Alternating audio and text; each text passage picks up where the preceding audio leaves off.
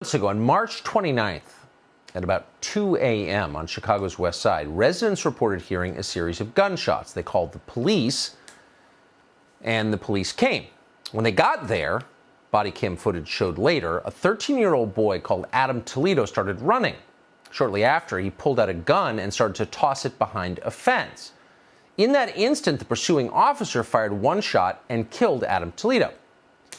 So it was a tragedy, of course, but that moment, Adam Toledo's death, raised a lot of important questions. For example, why is a boy who's barely a teenager out in the middle of the night on a city street with a handgun? Where are his parents?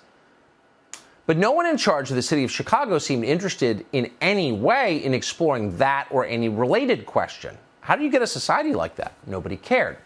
Instead, they decided on a new policy, a quick fix. They banned the police from chasing people like Adam Toledo. That'll fix it. Chicago's police department announced the policy in a Twitter post last week. Quote, there will be specific prohibitions to foot pursuits. Chicago police will not pursue for an offense less than a Class A misdemeanor. So what does that mean exactly? What crimes qualify as, quote, less than a Class A misdemeanor? Turns out a lot of crimes. You can flee from the police, no problem. At most, that's disorderly conduct, a less serious Class B misdemeanor. You can also steal someone's purse right in front of a police officer. You can mug a woman. As long as there's less than $400 in that purse, you cannot be pursued. You can trespass onto private property. You can bash a store window. You can commit assault. You can do a lot of things to degrade and destroy society, and there's nothing the police can do to you if you run away. It's a huge change, and it's going to change Chicago profoundly. So how did local media cover this? Well, they just lied about it. NBC Chicago, for example, reported that the policy, quote, prohibits foot chases stemming from minor traffic offenses. That's not true. But the Associated Press said exactly the same thing. Quote, the new policy prohibits foot pursuits for minor traffic violations. But again, that's a lie. This policy has nothing to do with minor traffic violations. It's a whole category of crimes, some of which are serious, and it protects the people who commit them. And that's why officials in the city of Chicago established a lot of other restrictions on foot pursuits last week. Too many obstacles in the way? No foot chase allowed. Does the suspect have a broken arm? You can't chase him. And on it goes. By the way, if police officers violate any part of this policy, they can be fired. But if police decide not to chase criminal suspects, no one says a word. So do you think there will ever be a foot pursuit again? No, of course not. And that's the point. If there are no foot chases, there is no body camera footage and there's no controversy, just more crime. And if there's no footage from body cams, that means people who don't live in Chicago won't know the condition of the city, which is grave. They won't know that 13-year-old boys are out carrying guns in the middle of the night. So Chicago's leaders haven't solved the problem, but they have succeeded in burying the problem. They're just hoping you won't notice. There are city officials in other cities who have been honest about crime and what it takes to stop it. James Craig is one of them. He was the longtime chief of police in Detroit. He's reportedly at this point considering a run for governor of Michigan. This is his first interview since he left the Detroit Police Department. He joins us tonight. Chief, thanks so much for coming on. So if a mugger takes a show.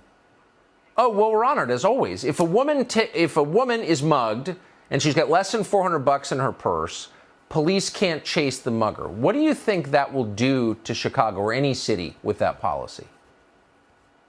It's ridiculous, Tucker. It is absolutely, it's absurd. I've been in this business 44 years. I can't tell you how many individuals I've chased on foot to stop a violent crime. And now they want to micromanage when you can chase. It's absurd. And we're now moving into an area to protect the criminal. But we never talk about, Tucker, what about the victims? What about what about the people that live in vulnerable communities who happen to be mostly persons of color? It's shameful. It is shameful. And I got to tell you, here in Detroit, they want us to do our job.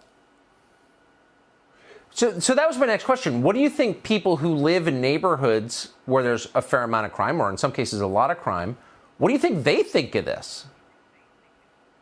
They think it's ridiculous. They want you to do your job. You know, when I got appointed as chief 8 years ago, you know, people were sick and tired of crime and that the police were demoralized.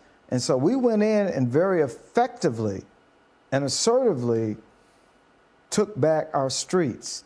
We called throwing parties. That's what people want. Long as you do it constitutionally, treat people with dignity and respect, and we do that. Right. But this madness, you know what, I gotta tell you, Chuck, I was in Chicago 3 weeks ago, met up with a couple of police officers, said, Chief, we wish you would be our chief. I said, well, that's nice, but your mayor would probably fire me within 5 minutes. She's not going to want to embrace the type of policing I believe in. And I'm talking about constitutional policing that makes members of our communities feel safe. This is ridiculous, Tucker. And where we headed, we're in trouble. And the folks that talk about, well, you know, we don't want police to come in communities and make arrests. We want to let violent offenders out of jail. The judges, as it stands right now in Detroit, we're locking up violent felons who are armed with weapons. And they laugh at our police officers because they say, well, I'll be out before you get off your shift. That's why we're having violent crime. If you want to know why these cities are having violent crime, Tucker, it's because of one thing.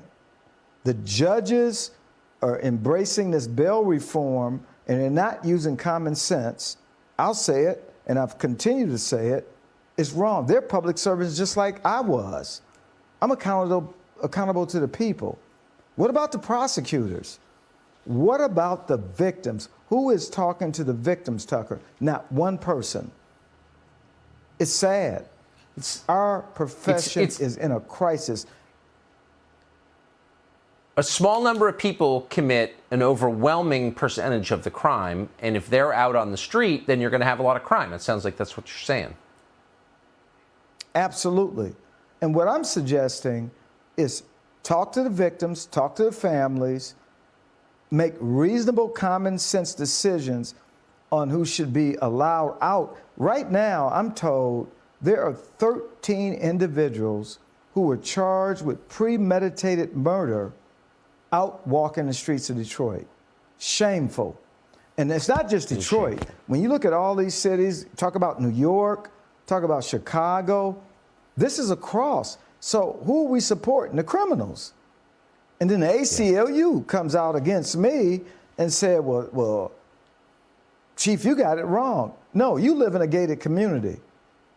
You're not dealing with what people who live in vulnerable communities, they want the police. Bottom line, I talk to these folks. And you know what? It's not over for me, Tucker. It's not over. I'm going to continue to fight for our men and women who serve. It's not over for me. I hope you run for governor, and I hope you beat your current governor badly. We'll be rooting for you. James Craig of Detroit, great to see you. Thank you. Thank you.